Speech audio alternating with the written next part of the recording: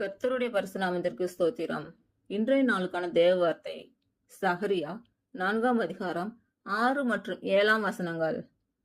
அப்பொழுது அவர், செருபாபேலுக்கு சொல்லப்படுகிற கர்த்தருடைய வார்த்தை என்னவென்றால், பலத்தினாலும் அல்ல, பராக்கிரமத்தினாலும் அல்ல, என்னுடைய ஆவியினாலே ஆகும் என்று சேனைகளின் கர்த்தர் சொல்கிறார். பெரிய பர்வதமே, நீ எம்மாத்திரம்? செருபாபேலுக்கு முன்பாக நீ சமபூமியாவாய்.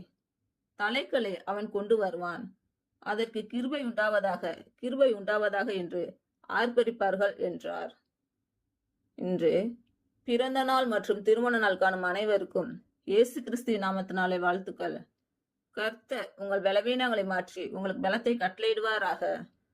கர்த்தர் உங்களையும் உங்கள் பிள்ளைகளையும் உங்கள் பிள்ளைகளின் பிள்ளைகளையும் ஆசீர்வதிப்பாராக.